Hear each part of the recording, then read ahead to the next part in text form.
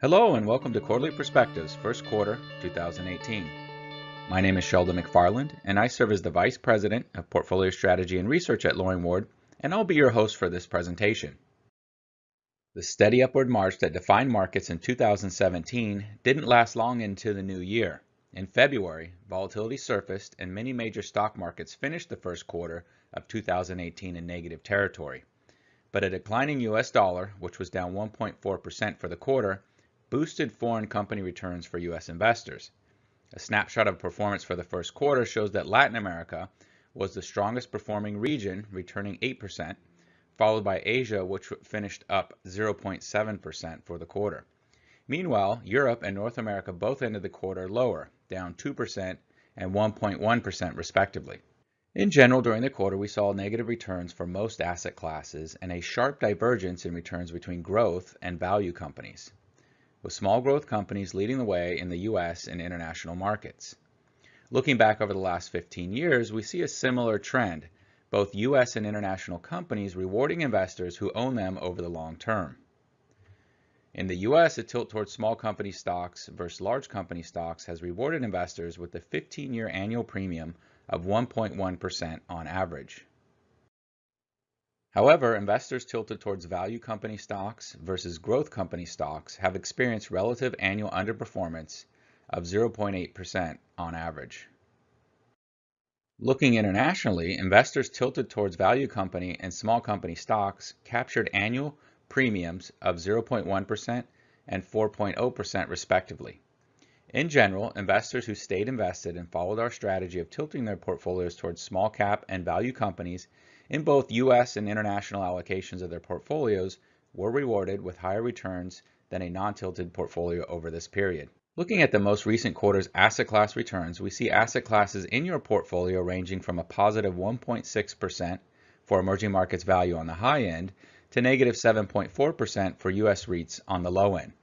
Maintaining a diversified asset mix, such as the 65% stock, 35% bond mix shown in white, kept you away from the more extreme returns from year to year with significantly less volatility over the last 15 years, highlighting the importance of maintaining a well-diversified mix of asset classes in your portfolio. On this slide, we look at the absolute impact of different asset classes on a sample 65% stock, 35% bond index mix. The overall return on this index mix for the first quarter was negative 1.1%. We can see that international large value, U.S. large value, and U.S. REITs were the main detractors from performance. Meanwhile, emerging markets value was the largest contributor to performance, followed by global short-term bonds. This chart highlights the benefits of owning multiple asset classes in your portfolio. Let's continue with a review of the theme for the quarter, the return of volatility. Many of us saw headlines discussing the largest point drop ever for the Dow Jones Industrial Average on February 5, 2018. These headlines are meant to attract readers and can overstate the importance of what we observe.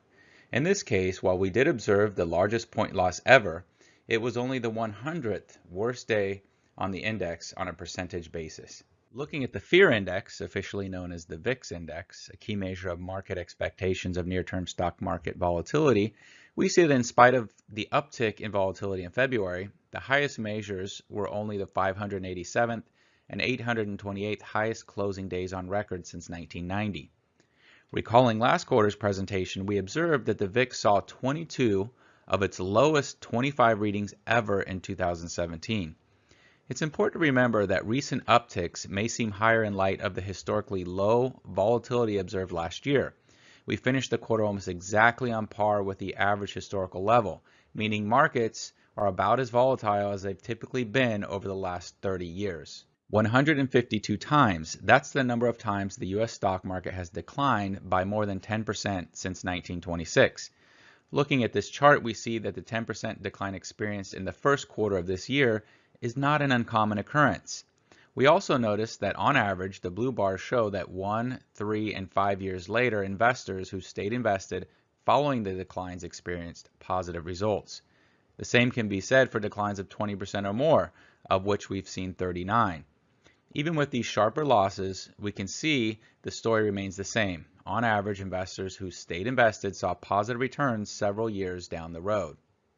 Last quarter, we cautioned about getting carried away after 12 straight months of gains, as sentiment was high. We were all feeling pretty good as investors.